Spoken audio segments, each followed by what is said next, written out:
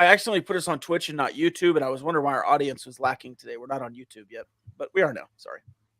Yeah, I'd say like a 3. Like I think, Hello, you YouTube. know, in the tournament, ask me again, like heading into our first tournament game, and I'll probably have a clear answer. Like, are we still going on 7+ minute scoring droughts?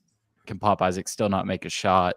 Then I'll be pretty worried because it's like you've got one opportunity to kind of fix that. If you don't, you're bounced. But at this point in the season, with the injuries being what they are, and just generally like the makeup of this team and the weaknesses that you've kind of had to try and work around, probably about a 3. And maybe that's even a little bit aggressive. I've got a pretty good memory most of the time. It doesn't apply to things that my wife tells me. There's like this meme out there. It's like, nobody is more shocked than a husband hearing something for the third time. I can relate to that. But let's go back in time a little bit to, let's say, like October, November. Yeah, back in time. Come with me on a journey to the past, my friends. All right. The way we were talking about this team, it was like, okay, last year was a mess. This year we've got all brand new coaching staff. 8 new players? I remember talking, I think before the season, maybe the season started when we got to this point, but before the season, it was like, hey, if they make the tournament, even as like the last 4 in, and they get bounced by 15 in that game, that'd be incredible if Gas could make the tournament year 1. And then I think after we saw him play a little bit, we were talking about, like, what is this team's absolute ceiling? Like within a 5 or 10% chance of happening. And I said Sweet 16. And Money kind of gave me a look. He was like, yeah, like absolute ceiling. And I'm not saying this is a Sweet 16 squad, but if everybody's healthy, you're going to be favored in round 1.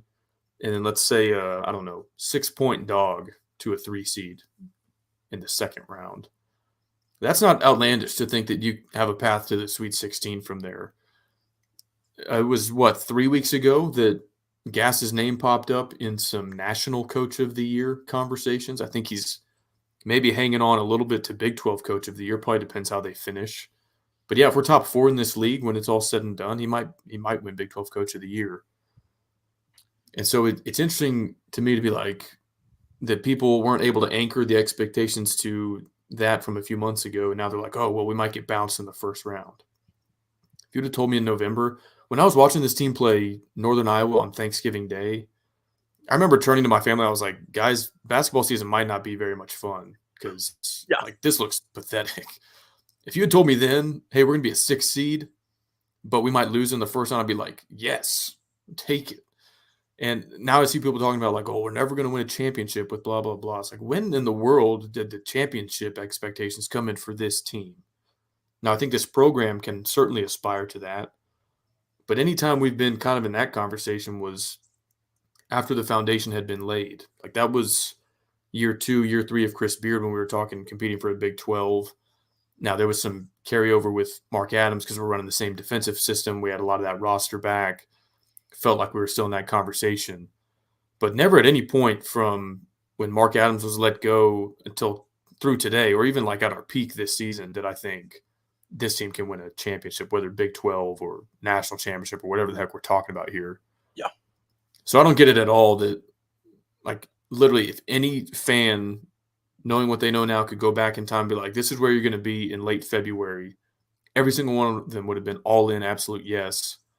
And yet it seems like there's some, I guess not panic, certainly not in this room. Yeah.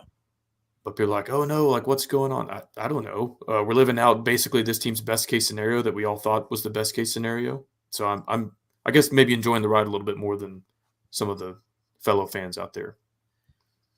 Yeah, and if somehow you went out, you're 2 games off your best Big 12 record in forever. If you win 3 games, you're 3 games off your Big 12 championship record of 14-4. I mean, it's just you're having a good season. Now, championship expectations are not bad. Like, as a program, you should have championship expectations, absolutely. Does this team have championship expectations? I hope they do in-house. But I don't have to have them. I don't. I can expect a round of 32. If I get to the dance, I want to win a game at the dance. As Ryan says in the comments, it isn't about how good you are in the NCAA tournament, but how well the matchup of the teams is. I think there's a lot of truth to that, especially if you ask like Virginia or Princeton last year, I believe, knocked off somebody. So is what it is in that respect. You mentioned Big 12 Coach of the Year. I mean, I think that's pretty well locked up, right? Iowa State. I don't know. I would give a lot of thought to Kelvin Sampson. I mean, a lot of people thought they were going to come in and be like, hey, this is the big boy league now. Weren't they probably going to – what? Weren't they picked first to win? I can't imagine they were picked over Kansas, were they? Let me see. But go ahead. Even if they were, I think the fan sentiment was still like, hey, you're not playing ECU in Tulsa anymore. Still a good team, Hall of Fame coach, but I don't know if a lot of people thought, yeah, they're going to win the Big 12. It was Kansas to pick the Big 12, win the Big 12. They're like 10-1 in their last 11. No Big 12 team has won 10 out of 11 in conference play since the Baylor National Championship team. So, wow. I mean, they're certainly not – they weren't the little sisters of the poor coming into the season. But if I'm looking at that going, okay, year one, they move up to the best conference in the league, in the country, and win it, I'd give some thought to that. I'd give some thought to Otzelberger. If Gass rips off 3 or 4 in a row here, I'd give some thought to him. I want Gass to win it at some point in his tenure because it would mean the last 4 head coaches here have all won Big 12 year. And I think that would go a long ways in combating the narrative from people like Jeff Goodman that this is not a desirable job to have. Kansas had 12 first-place votes. Houston had 2. They're 1-2. Texas, 3rd. Baylor, 4th. They'll finish about there. TCU, 5th. Will finish about there. Jerome Tang and Kansas State at 6th. They'll finish below that. Iowa State and Texas Tech at 7 and 8. West Virginia at 9 somehow. Oklahoma at 12. And UCF at 14. So UCF maybe above what their expectations are, but everybody else pretty in line. I think BYU is 13 maybe. Yeah, BYU's played better than 13th. Sup, Starter 179, Discord legend. Kyle, let me ask you a hypothetical. Let's say you're rushing the court, and a player runs into you, and then maybe you give him a shove on the back, and you have some legal discourse afterwards. Who would you call? I'd call our friends over at Barnett, Howard & Williams, bhwlawfirm.com. If you want to learn more, I'm sure they could handle a court storming incident. Now, there's a lot of evidence out there. We're talking Duke, Wake Forest. We've got the slow-mo overhead angle. I think they can work with that, though. This is a team of brilliant attorneys. They would use that video evidence to your advantage. Now, they hope you never need them. They hope you're never – I don't know. Was the kid shoved by the Duke player? Was it self-defense? We don't know. That's for Barnett, Howard & Williams to determine. They hope you're never in that kind of scenario, but if you are, give them a call, bhwlawfirm.com. Based in Fort Worth, but they handle cases all across the state of Texas. Also, I guess while we're on this note, I think it was only 2 episodes ago when we were talking about court storming police. But if we beat an unranked Texas, unless it's like buzzer beater fashion, I'm going to vote. Let's stay in our seats. Obviously, we'll come onto the floor and let the students do the fight song, but we don't need to do a full-on court storm. Are we in agreement there? Well, but that's the deal, right? You're on the floor regardless. You think maybe some of these students that have been drunk for 3 days in their tents are going to jump the gun a little bit and run out too soon? I don't know. They didn't even storm the court for the Beard game. It's true. I know that wasn't the last one ever, and so there's different context here, but I feel like Beard's return was a bigger deal than the last one ever in a lot of ways. Well, you won that one fairly easily. Fairly handily, yeah.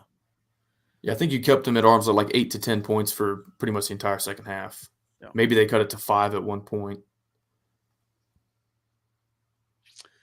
Yeah, I don't want to see a court even on a last second buzzer. I don't really want to storm the court this weekend or this week. I do think that's part of the equation, though, that people don't talk about enough. Like, people gave us grief for storming the field against Iowa State. Like, it was a walk-off 62-yard field goal. Yeah. The fashion in which the game ends matters. Like, if it's a Hail Mary buzzer beater from half court, that matters, no matter who the opponent is. I don't want to say no matter, but that has to factor in a lot. Yeah, well, I think Like, so. I honestly didn't know as a student when we beat number 4, number 5 West Virginia in football. I was like, are we storming the field? Like, this game has been over since halftime. We're winning by 35, and we did, of course. But I don't know. It felt like an anticlimactic. I feel like you usually do that in overtime or, a game that's going down to the wire. So, anyway. Some baseball happened this weekend as well. Do you guys have any final thoughts on basketball before we kind of briefly wrap up a Texans Southern series? Money, what are the analytics saying the spread's going to be for Tech versus Texas?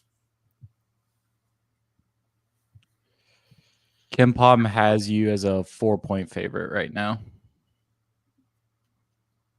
T rank 3.5.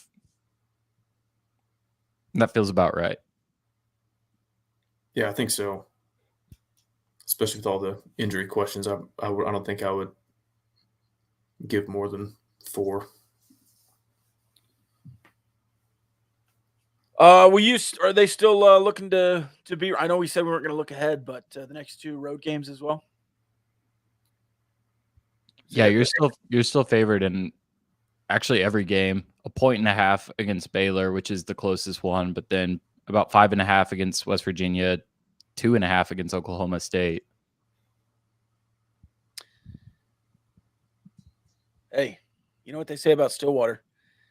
Actually, Texas Tech does have some problems in Stillwater in the recent history. Even when you're way better than them, Lindy Waters resurrects his grave and comes back from the Thunder and has 27. Sorry, Lindy Waters the third. Did you see the video of that girl mentioning him? I think that's why it's in my head, but I don't remember. I didn't lock in the video, but that's why he's in my head, I'm sure. Amazing. Such a random pull. Oh, yes. I know what you're talking about now. A free pass. Barry Sanders drew the hall pass. Barry Sanders and Lindy Waters. And she went to Oklahoma State during 2000, during that era. And so a lot of people were like, no, that's not a hall pass. That's just 2 guys she wants to go back to. You want to hear a funny story about the Lindy Waters game? Yes. In Lubbock? Yeah. First off, do y'all remember how many points he dropped exactly? 30? I remember it was a bunch. It was at least 30, right? I thought he might have been 38, 42, something like that. But I was in Austin with a huge group of people on a work-related trip, and we were taking off to go back to Lubbock, and cell phone service actually worked a surprisingly long time as we were climbing in altitude, and we finally lost service right before I think we actually went to overtime with them, and we lost service, I think, right at the end of regulation. And so it's a quick flight, but for the next 50 minutes, I was like, God, I hope we beat them in overtime. That'd be such a bad loss. I can't believe that kid is going off like that. And so landed. Oh, I'd probably turn my phone on before we landed, as we were getting close, check the final score, and huge sigh of relief. But the wait there, because I didn't want to pay, $8 or $11 for the Wi-Fi or whatever it was. But that wait was brutal before knowing whether or not he knocked us out in Lubbock. Only 26. But he was 7 of 10 from 3. Yeah, in my mind, he scored 41 points that night. That game and the Maceo T game are individual performances that'll be burned into my brain for a really long time. Yeah, didn't he hit 8 or 9 threes? Yeah, it was like a school record. Yeah. I thought when we were playing Gonzaga in the Elite Eight, I thought Hachimura was going to be that guy for the next 2 decades that I was just man, he played an incredible game. He's going to haunt me forever. I thought we were going to lose that game. And he totally put them on his shoulders in the second half. And it was getting to the point I was like, there's nothing we can do. Like, he's better. We just got to tip our hat. He was almost in that echelon. The new Kevin Pittsnoggle. Yeah. Except like 10 times worse. Yeah. Well, I was in the Sweet 16, I think. All right, Texas Southern this weekend came to Lubbock. They'll never want to come back. You scored 32 on Friday, 20 on Saturday, and 16 today. The baseball team had more runs than the basketball team had points. Granted, it was 3 games, but what a showing. And I could give you individual performances like TJ Pompey and Landon Stripling, but literally when you score 70 points in a weekend, everyone hit. Everyone hit well. Owen Washburn had 2 home runs today. You pitched moderately well. Obviously, you had huge spreads in each game, but also like giving up 5-6 runs to Texas Southern also isn't great. I know that's really nitpicky after you win 68-12 or whatever the final score was on the weekend. But your relievers, some of them looked really good this weekend. Some of them didn't. You had a freshman come in and really struggle. Your starting pitching looked fine, but starting pitching looking fine on a weekend against Texas Southern isn't really screaming elite. So, and you look around the Big 12, TCU is undefeated, but they have a bunch of one-run games. Is that sustainable? Maybe. Oklahoma State beat Arkansas in an extra inning game. I don't know if y'all saw today, Mesa Molina for Arkansas had 10 strikeouts through 5. I didn't see how that game ended, but some good action around the country. A bunch of SEC teams have lost already. LSU lost to some no-name school. That's probably unfair. Arkansas did lose to James Madison already, so lots of good baseball going around. Some early season hiccups as well. In a series like this, though, you just want to see great offense in your home park and 3 wins, and that's what you did. I wasn't able to follow closely as Gavin Cash passed on the depth chart. No. Preseason Golden Spikes expectations, played 69 straight games for Texas Tech. Didn't start 2 this weekend. Stripling certainly had good at-bats, but Gavin Cash also hit a home run when he was starting. So I don't know exactly why Gavin Cash isn't starting at first base. I'm sure we could get more information on that. But they're both left-handed, so it's not like they're platooning. We'll have to see what's going on there. And I don't believe you have a midweek here. I think you'll take a midweek off and play a weekend series next weekend. So we'll have a week to think about it. Any thoughts on scheduling Texas Southern there, Kyle? I know you have a lot of thoughts on the basketball non-conference scheduling. With so few opportunities in today's Big 12 non-conference world, because you have extra Big 12 series, was this weekend kind of a waste? Probably. I mean, I don't know how it'll shake out in terms of what Texas Southern does to your strength of schedule, but based on this weekend, it probably can't be good. I think it's almost worse in baseball because it's a good baseball conference. It's not the best baseball conference in the country, and so you don't have this guarantee that like the final 2/3 of your schedule is going to be filled with quality win opportunities.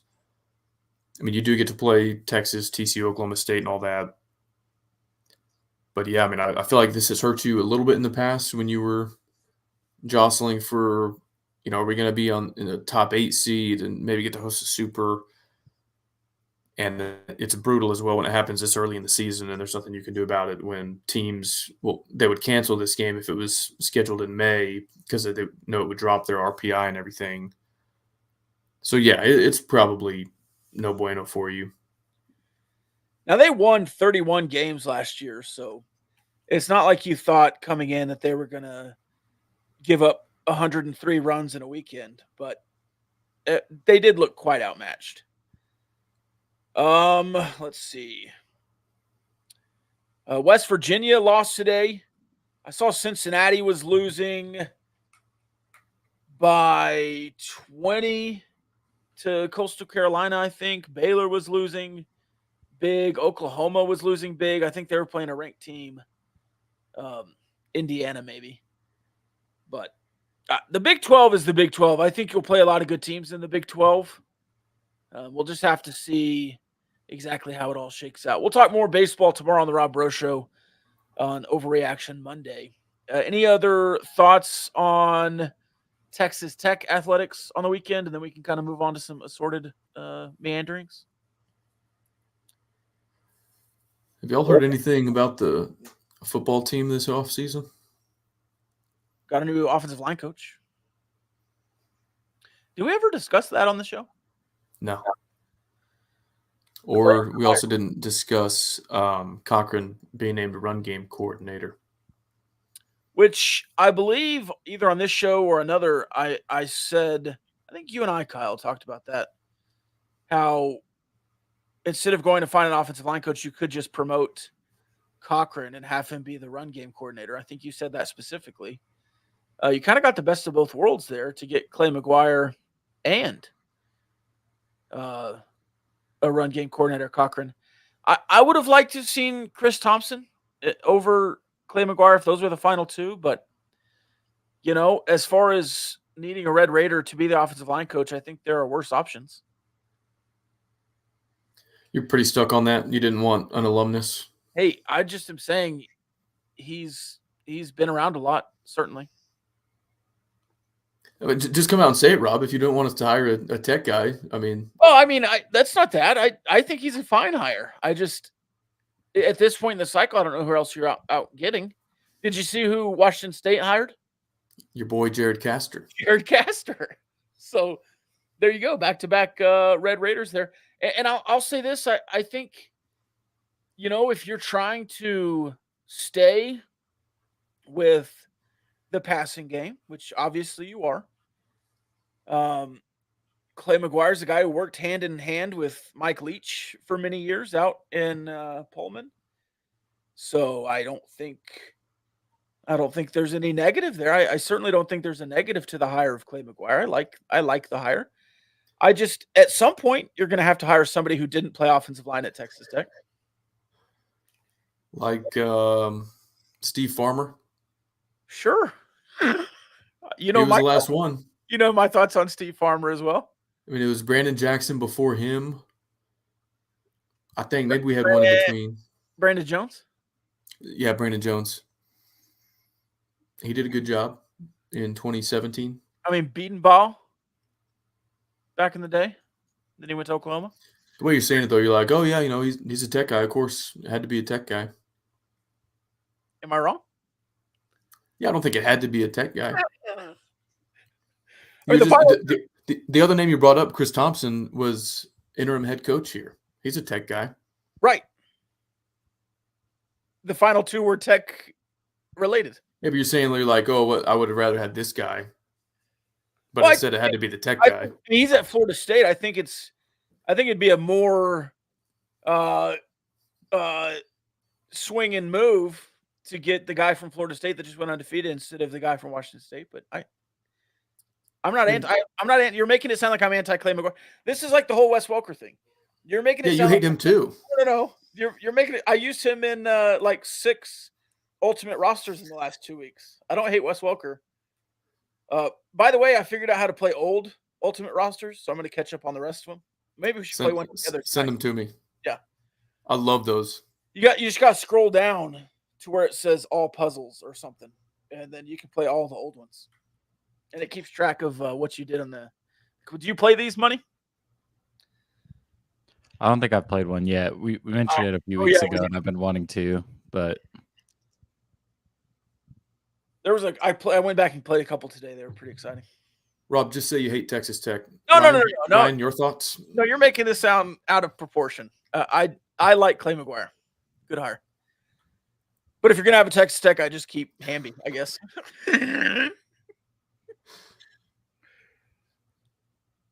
Thoughts on Clay McGuire, Money?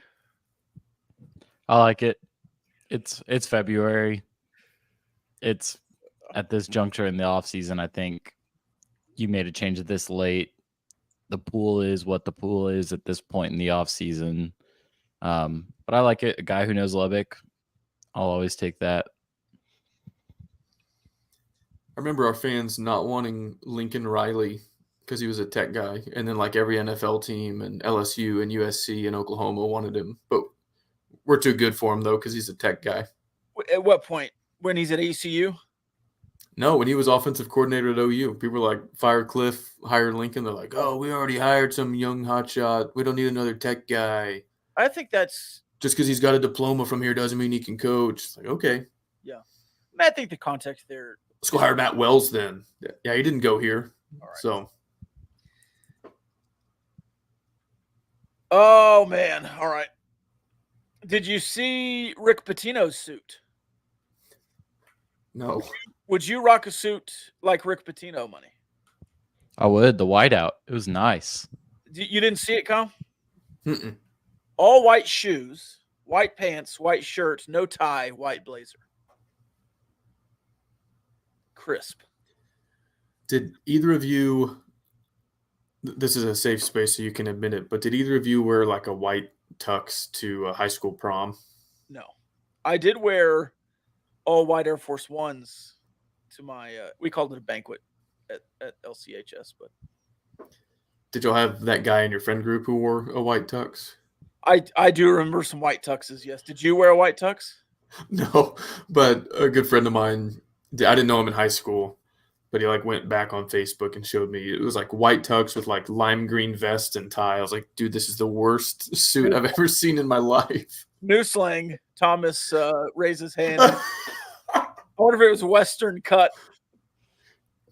Oh, I'm sure it was. I want to say my brother-in-law, my ex-brother-in-law, wore a white suit at his wedding. White tux. I probably wanted to, and my wise mother stopped me. And so shout out to her. Because that's something that I thought would have looked cooler. It was like super funny at the time. That looking back, I'm like, why was I the white tux guy at prom? Why did I do that? Speaking of Big East basketball, we talked about the Georgetown wins over the last couple of seasons. Did you see that resurface this weekend? Yeah, I saw they're like 2-51 in their last something. I don't know what it was. Yeah, a certain college basketball personality tweeted out that Ed Cooley had already matched the conference win total after the last couple of years after they beat DePaul. And then he said they had golden opportunities to get a few more wins this year. I love the comments on all that particular guy's feed of that particular university or league are just like orange jump shoots. Like, do you look good in orange, Jeff? Do y'all remember when Rob was all gung-ho about getting Patrick Ewing in the Big East Challenge and thought that was going to be a fun game? And then they went like 0-17. I feel like you're obfuscating right now. I feel like people accuse us of arguing, and I feel like we don't argue that much, but I remember arguing with you and being like, Georgetown sucks. Like, I wanted Creighton, I wanted Nova, and you're like, no, Georgetown's cool. Like, you got the Patrick Ewing effect. They'll be better this year. You had history there. That's true. And I don't how think about that? We got revenge on, switching gears here, we got revenge on Jameer Nelson and St. Joe's by beating TCU. So that was nice. So I think we've been getting some vengeance the last couple seasons. I can dig that. I wanted to ask a few Matador Transit mailbag questions that will be irrelevant by Wednesday. This one, now this is not me asking this. This is in the mailbag, and I'm going to throw the guy under the bus. This is from TW from WT, Picador of the Week. Does Albie Shore hate fun? Shout out to Albie Shore. Albie Shore is in a tweet saying why to the tents starting, I believe this was Saturday before the UCF game, for the game on Tuesday. Now, that far in advance, Kyle, are you down for the tent city? Well, do you mean like in theory or against Texas this year in this context? A little bit of both. I think in the theory of any tent city 5 days out, and then maybe the final opportunity for Texas, even though they're not good. Yeah, I mean, I get it. It's a rivalry game last time. Maybe I'm a little bit too online, but my mind immediately goes to like, oh God, they're going to say that we're their Super Bowl again or that they're our Super Bowl. And it is hard to defend against that when you're like, I've been camping out for 6 weeks just to watch this game. It's like, Right. Okay, yeah, like Texas is probably your Super Bowl if you're doing that. And that's okay. Like, it's a rivalry, so lean into it. You don't have to pretend like it's not a rivalry. And I think that's what people were going at. I don't think anybody was like upset at the students for camping out, but it was just sort of the optics of like, hey, this isn't a ranked team. Yeah. It's not a super consequential game like Iowa State Houston was last week, but it is like, 20 years from now when they come back to the USA for the first time in almost a quarter century, somebody who's going to like lean over to their kid and be like, I was here the last time they played. We camped out all week. So like, it'll be a cool story, cool arrow to have in your quiver at that point. So I don't have any problem with it. Popcorn here says, F it. The students want to make it a great atmosphere, so be it. Yeah, I think you can make it a great atmosphere by showing up 24 hours early. I think maybe I would go 48 hours max on a camp out. That's just me. I don't know that I would go 72 plus. Also, word of advice, if you're of age and you want to take beer out there, maybe don't have the person tweet about it. As a person who's bought alcohol for college parties, it's always a little bit of a risk. Just handing out free beer around college students. Just that makes me sound like an old, I guess. But Money, what years were you in college to and from? 19 to 22. So you're like the Final Four run, you were about to graduate high school and then you showed up the next year? Correct. Okay, gotcha. Rob and I talked about this a little bit before you jumped on, but I'd mentioned the Kentucky game was like one of the biggest campouts or earliest campouts that I can remember. Yeah, that was a big one. I remember I couldn't go to that game, and I think I sold my individual ticket for like about what my entire season of season tickets cost. And so like I missed one game and basically got to have season tickets for free, which that was a big one to miss, but still. Will Texas Tech score 100 runs over the course of this weekend? No. Pretty close. Has to be a 3-game series record, right? It was a 1-game record at 32. And I would assume you didn't go for a 20-piece after that in the 90s. So I would safely say it's a record for a series. I mean, how do you add 36 more to that, to a school record for 1 game and not break a 3-game total? Has to be. I think you scored around 40 against either TCU or Kansas State. It was a purple team in Lubbock. And I want to say Jace. No. Oh, left fielder, played 2 seasons, drafted by the Padres. Grant Little. Grant Little went off. Had 9 RBIs, I believe. But you didn't do it through. I think you lost the 3rd game. I don't think you scored 20-16 in the games after. Let's see. Sometimes guys just want to drink beer in a tent. I think some of these other questions can last till Wednesday. I thought there were more baseball questions. Oh, we got sidetracked on where I was going when I asked you all if you all had heard anything about the football team this offseason. Besides the position coach. I didn't. I guess you're trying to bring out something specific here. I mean, have you all heard anything? The Double T scoreboard is going up. I mean, like about the team. They show up to all the basketball games now. Have we heard anything about their chances next year? Have we seen any sick video edits? No, Kansas. No. Utah was mentioned as a dark horse for the CFP. Does it feel a little different than last offseason? I know it's only February, and like I'm sure when spring ball gets here, we'll get those videos. And do you think maybe some lessons learned and a new, different approach this offseason? No, I'm still seeing there's I will say this.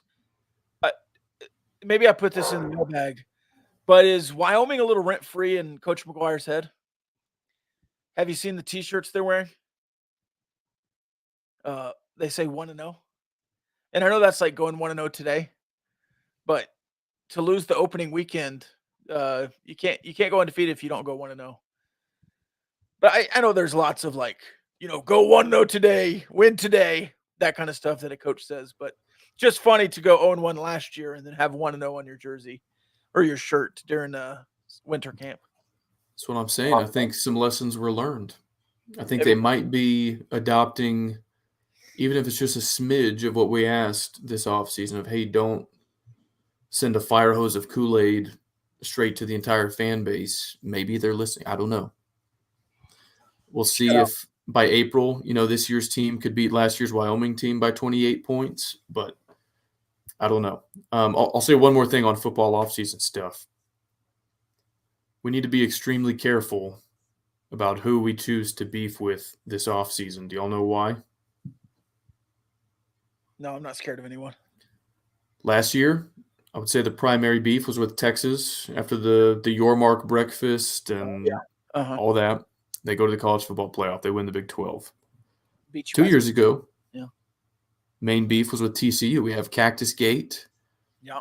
They go 12-0. They make it to the college football playoff. And so some of this friendly fire during basketball season, I love to see it. I'm like, I think we should beef with ourselves, because if we just beef with Utah or somebody, they're going to go to the playoff, and I don't want to see that happen. So we need Tech fans at each other's throats all offseason if we want football season to go well for us. There might be only 1 year of 12-team playoffs. Did you see that? They might immediately go to 14. Did I see that the people responsible for ruining the sport are at it again? Yeah. All right, final thing I wanted to get to today, because I think it's just going to be old news in the news cycle.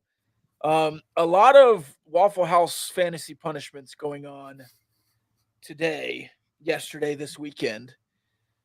Scott Hansen, who does Red Zone, tweeted out today that he wanted to do a Red Zone spoof take on everyone in a Waffle House completing their Waffle House punishments. My question to you two guys: 24 hours in a Waffle House. You get an hour off the time per waffle. How many waffles are you eating? How long are you at Waffle House?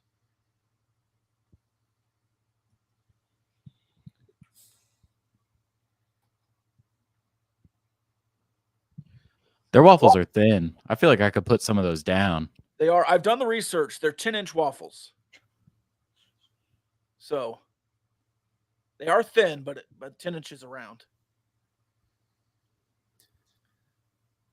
I mean, I say 6. Yeah, I used to think that way, but then I've seen some people live tweet through it, and it seems like by waffle like 8 or 10, they're like, this sucks. I don't know. Well, yeah, you get flavor fatigue, mouthfeel fatigue. It's all real. I don't know. It's a strategy to just commit to 12 hours and say 1 waffle per hour, no matter how hungry I am. So I feel like that's worse. If you go out of the gates and like you do 6 in the first hour, then it's like it's going to be a while before I feel like putting out number 7 or 8. Yeah. I might just say, I'm going to be here for 12 hours. Maybe after hour 10, I can power through these last 3.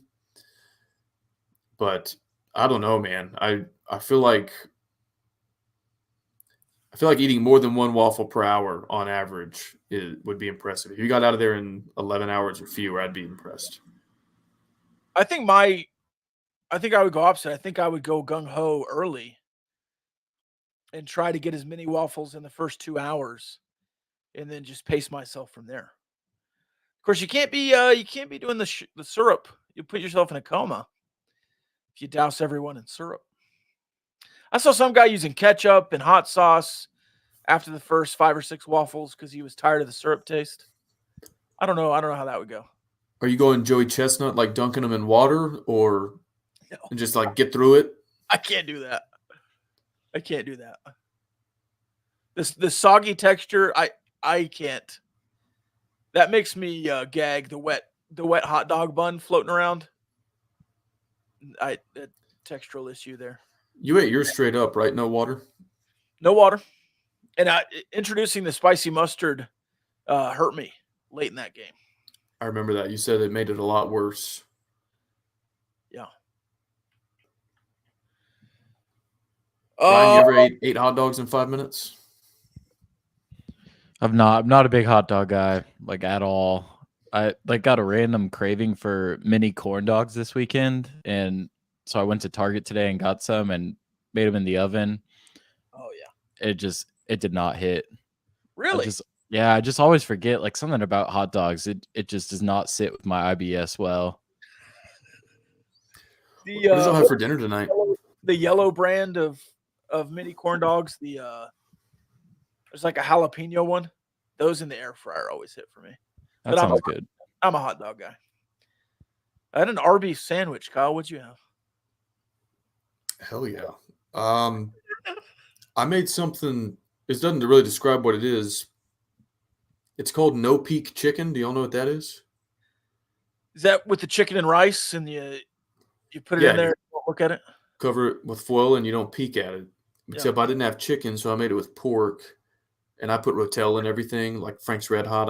So it was pretty good. So it's basically like pork, rice, some cream of whatever, and Rotel. It was good. You going like a pork chop? Yeah, like I cut them into more like tenderloin looking. Okay, all right. I'm a big tenderloin guy. Tenderloin in the Instant Pot. That'll go a long way for you. One more, I guess, because Ole Miss lost again this weekend. Not to pile on Chris Beard at all.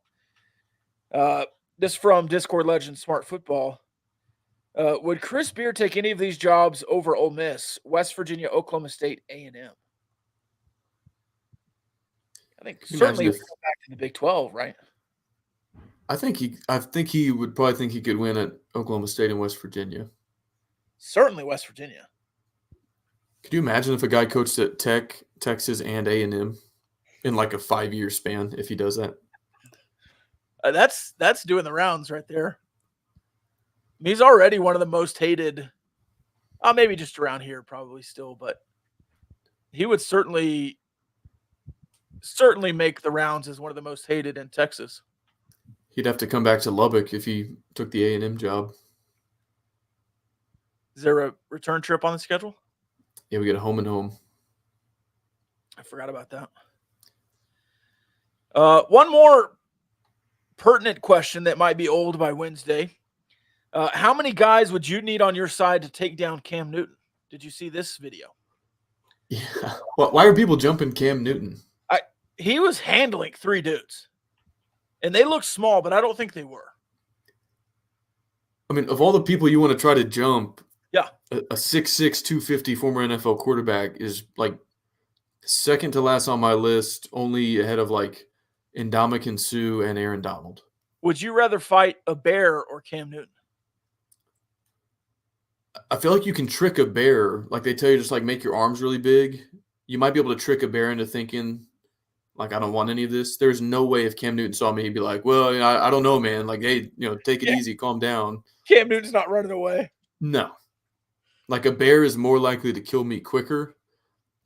But I also feel like on the other end of that bell curve, I'm more likely to somehow get away unharmed from a bear.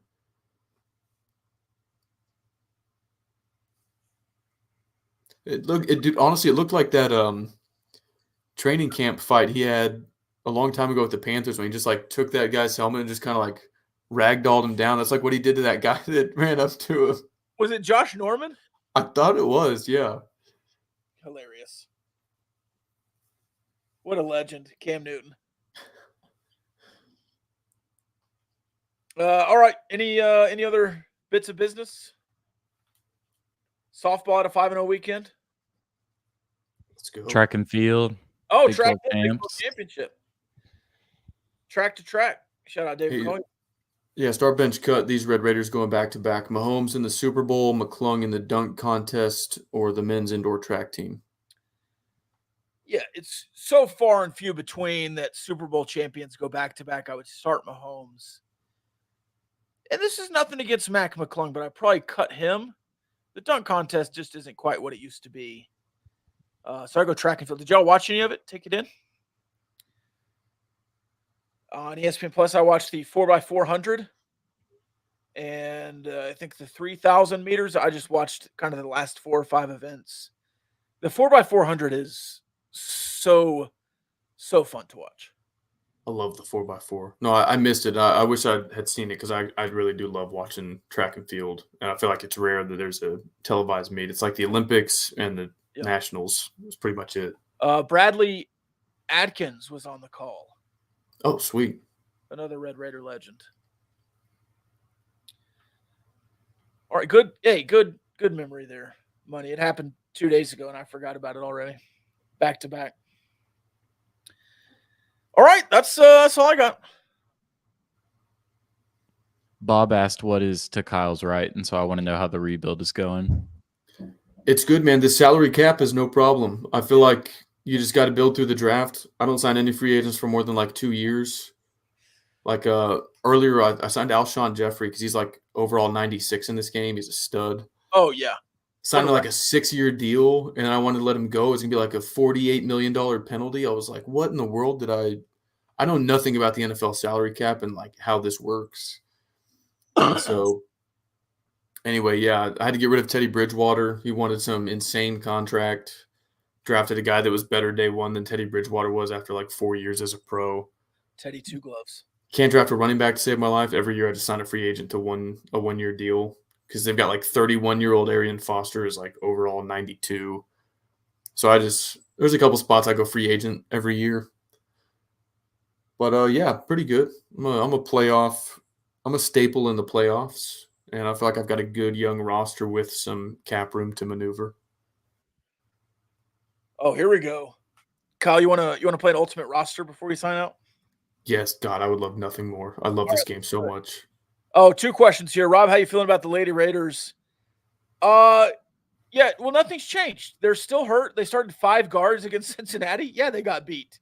When you have to start 5 guards and play 5 guards, all your front court is hurt or sick. Like, yeah, they're losing. I've kind of shelved this season. I still think Gerlich. I don't think you're firing Gerlich after this season. Now, NIT struggle. Maybe you're looking at making a move because there's, you're 5'6", you're leeching into there, but I'm not making any moves here for the Lady Raiders. Rob, could you do 9 dogs, 9 beers, 9 innings? I've never tried. Confidently at home, I could do it easily. Especially watching college baseball because they're like an hour longer than MLB games now. Even with the pitch clock. That 30-run game had a 45-minute first inning. And there was 2 hits. There were just like 18 walks. I think I could do it, though. All right, this is NFC North 2000 to 2010. Okay. All right. Money, are you familiar how this is played? I think so. Okay. So all the fantasy stats between 2000 and 2010 will count. We have to go Brett Favre at quarterback, right? I think so, yes. Well, yeah. When did Aaron Rodgers take it? Well, he had back with the Vikings too. Okay. Yeah, I don't think he took over till like 08, 09. So no way he outmatched. I think Vikings was 9-10. Yeah, that sounds right.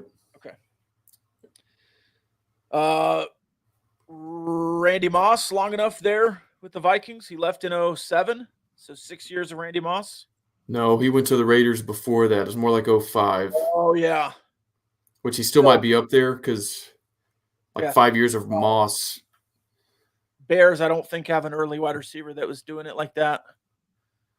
How about how far back does Donald Driver go? Yeah, it's got to be a Packers wide receiver. I Well, they feel give like you Driver was the years. guy that kind of was a bridge between Favre and Rodgers before like Greg Jennings became their number one. Yeah, 99 to 2012, Donald Driver. That's got to I be feel the one. good about Donald Driver. Okay. I think we can't leave out Moss. I mean, As the flex? yeah, that's still 6 seasons in Minnesota, right? If it was 2000 through 2005, Yeah, I think so. or maybe it was only through 2004, but still 5 years of Moss. I feel like We're leaving still. any Lions out here. Roy E. Williams comes to mind before he went to the Cowboys. Yeah, was he there long enough? Calvin Johnson, I think, was drafted after 2010. Or I was gonna guess Megatron. I think he was I like don't think. late 2000s though, like post 2005. Yeah, I think his rookie year was like 08. 07. Yeah, That would I be don't. 7, 8, 9, 10. That'd be 4 years. Maybe. You go 5 years of prime Randy or early Calvin. I think that'd be pretty close. I think we go 5 years of Moss. I think so. And then you get a full 10 from Donald Driver. I think he was a Packer his whole career. How about a running back like Amon Green? Amon Green, I was thinking Dorsey Levens is pre-2000. Matt Forte post 2010. Anybody on the Bears that we're missing? Cedric Benson? They would have like Cedric Benson and Thomas Jones back then, but they split time. So, how about Greg Olson for tight end? Or was he there long enough? I think he was like 06 was his rookie year. That early because he played 07. He started with the Bears. I don't know. You think he had? I don't think he had 4 years with the Bears though. I think he was traded after year 2. Are we going Jim Kleinsaucer? That name does not ring any bells to me. Kleinsaucer?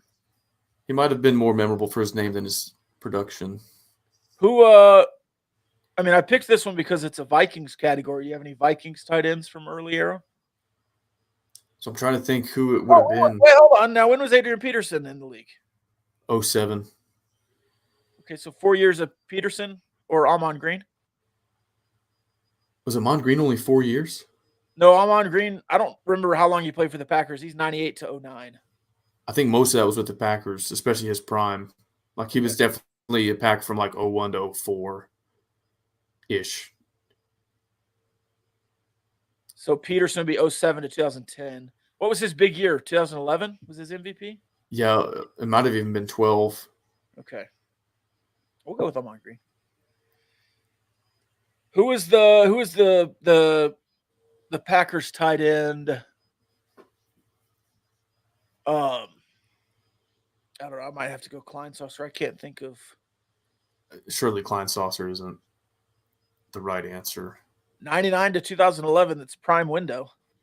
Did he play that long? That's what it says. I mean, maybe for longevity. Let's just rip it.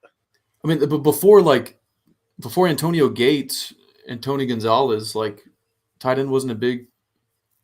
Dude, I did pre-Mahomes AFC West today, and it was 2000 to 2017 or whatever. I totally did not do a single Charger. So I missed LT, Phillip Rivers, and Gates. I didn't think of that. I was like, oh, what Bronco, what Chief, what Raider. Didn't think of the Chargers once. All right, I'm submitting this. Show me the final list. I submitted it. Okay, So how do we do? A+, Driver A+, Amon Green A+, Randy Moss A+, Kleinsaucer C+. Got an A overall. A overall. Optimal. No idea what this guy's. I don't know who he is. Bubba Franks. And we're only 270 points off of the perfect. It's not bad. So everyone else was optimal except for the tight end. Wonder what Greg Olson would have gotten us. But yeah, I don't remember any Lions tight ends or I don't know. We're going to have to close every Sunday with the ultimate roster. It's a new bit. All right, if you want to do the ultimate roster, you can, ultimateroster.com. You can also join us on Patreon, patreon.com/Gamblin Gauchos. Bubba Frank's from Big Spring, Texas. No, that's Bubba Sparks, starter. Bubba Sparks. Miss New Booty. Bring it together. Bring it back to me. We were Hit talking the about Players Club about a month or two. we were talking about hot dogs earlier. Bubba Frank sounds like a ballpark hot dog brand. Yeah. Oh, there's a new trend going around on social media asking people to say what your hot dog call would be. Money, what would your hot dog call be if you were a hot dog vendor in a stadium?